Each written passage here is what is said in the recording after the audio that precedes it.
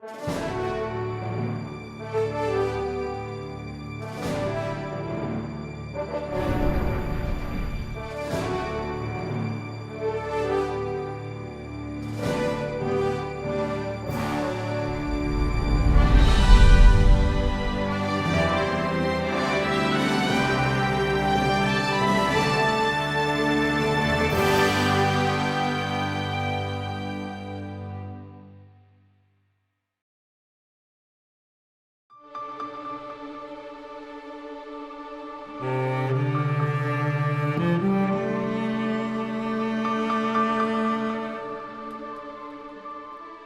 ollaan täällä Virolahdella, Virolahden kirkolla ja Kellotapulilla. Ja tämä on sillä lailla historiallinen paikka. Tämä vanha historia Havinaa kun tulee. Tämä oli meidän ensimmäinen urakka vuonna 1958.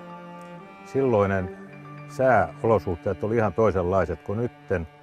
Täällä oli kova ukkonen ja ukkonen sytytti tämän kirkon kellotapulin palaamaan. Ja täällä tehokas palokunta pystyi varjelemaan, että ei kirkko palannut mukana. Ja tämä tuli sitten tarjouslaskentaa, tämä palanneen kellotapulin uudistyöt ja siinä me sitten voitettiin se urakka. No siihen aikaan kun tämä tehtiin, tämä oli täysin puurakenteinen, ei ollut nostureita olemassa, käytettiin vinssejä, käsin nostettiin, köysillä vedettiin tavaraa sinne ylös. Silloin käsityö oli voimissa, ei tainnut, en ole ihan varma oliko silloin edes moottorisaha, ei ainakaan kunnollisia ollut. Kun aloitettiin, niin isoisäni oli tässä vastaavana, isäni oli tässä töissä, setäni oli tässä vinssimiehenä ja arkkitehti oli veli Aaklami, mikä oli suunnitellut tämän ja hänen poikansa oli myöskin tässä Matti Klami pienenä poikana töissä, aputöissä. Tänä päivänä meitä on, isäni on vielä tavallaan mukana hallitustyöskentelyssä, sitten tulee itse, sitten on poikani Tom, lukenut itsensä rakennusinsinööriksi, on aktiivisesti mukana. Nuori veljeni Timo Klami on Helsingissä, hoitelee logistiikka-asioita ja hänen poikansa Sami on tuolla työjohtotehtävissä kappelityömaalla. Klamin sukuhan on tästä Klamilan kylästä kotoisin ja 1800-luvulla isoisäni isä Taneli Klami teki jo Haminaa asuntoja Tanelinkulmaan niin puutöitä täällä Klamilan kylässä. Siihen aikaan ei ollut tämmöistä puusepän teollisuutta siinä laajuudessa, että maaseudulla tehtiin niitä osia ja sieltä se Tanelinkulman nimikin on tullut.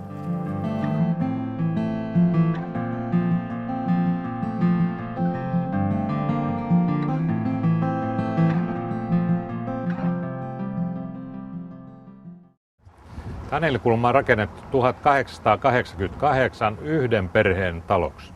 Siinä on tällä hetkellä 15 huoneistoa ja 4-5 liiketilaa. Ja ne on peruskorjattu 1969. Silloinen työpäällikkö Eino Laine ja minä pohdittiin kovasti, kun kaava salli tähän rakentaa uuden kivitalon, kerrostalon. Minkä tyyppinen talo tehdään ja koska aloitellaan, niin mä rakennusneuvos sanoi, että pojat, eipä sitä pureta, se korjataan.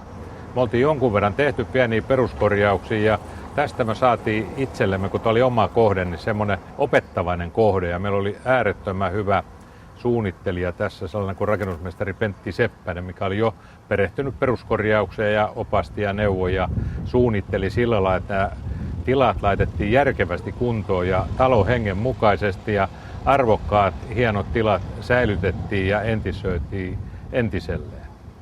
Kyllähän tämä ohjaili meitä peruskorjauslinjalle ja 70-luvulla tuli jo paljon tarjouskyselyä peruskorjauksista.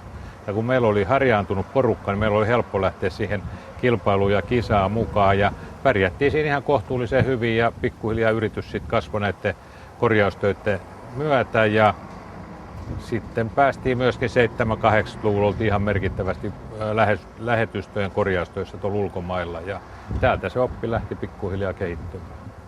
Kyllähän se tässä saneerauskohteessa kävi sillä, että meillä oli vanhempia kokeneita timpureita. Ne osas aika pitkälle ja ovat olleet jopa tekemässä tämän tyyppisiä taloja. Nuorempi otettiin siihen aina tällaisen kokeneen ammattimiehen kaveriksi. Ja sitä hiljaista tietoa siirrettiin sitä kautta, siis työtä tekemällä. Ei näitä kirjoituspöydällä opi, vaan ne on ihan tehtävä konkreettisesti. Ja sitä kautta se tieto siirtyi ja kokeneet oli tyytyväisiä, että saivat siirtää sitä omaa osaamistaan nuoremmille polville.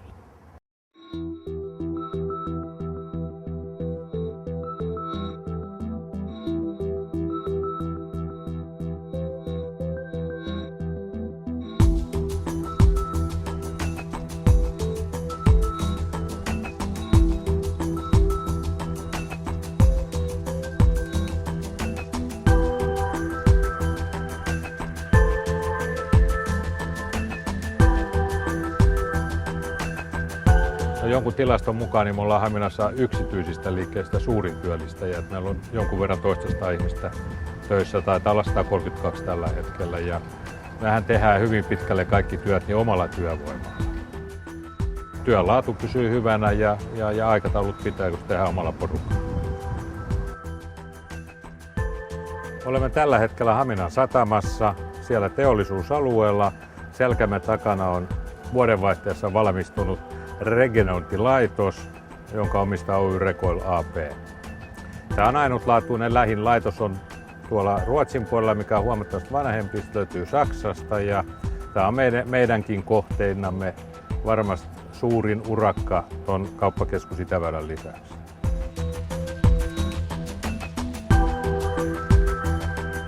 No, kyllähän tietysti suuria haasteita on ollut 50 vuoden aikana, nämä muutama 2-3 tämmöistä taantumaa ja laantumaa, ja niistä on selvitty työnteolla ja sitten on, jos ei ole oikein töitä pojille ollut, niin pyritty käynnistämään jotain omia kohteita, että ollaan pikkasen tasattu siitä.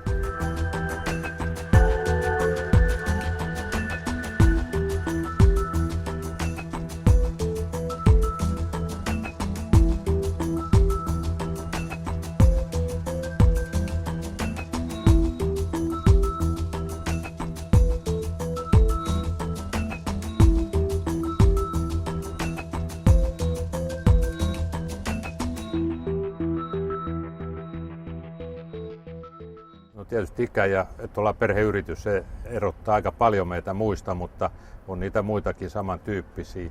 Mutta kyllä meillä on lähtökohta se, että meillä nuo työmaamestarit, ne on kaiken A ja O. Sitä myöten meillä on myöskin työmaamestarille annettu valtaa ja myöskin siirretty sitä vastuuta työmaaolosuhteisiin. Ja se on vähän ehkä normaalia raskaampaa, mutta se on myöskin palkitsevaa, kun itse hallitsee sen projektin siellä.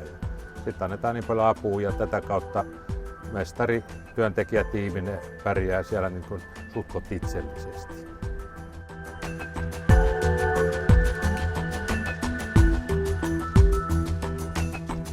Pitkäaikaiset työsuhteet, hyvät työsuoritukset ja pitkä ikä, mikä kokemus on sitä kautta tullut sukupolvelta toisille, että siinä on pääsääntö. Rakentaminenhan on leipätyötä, se me osataan se, että siellä on vain saavutukset, aikataulu ja laatukysymys.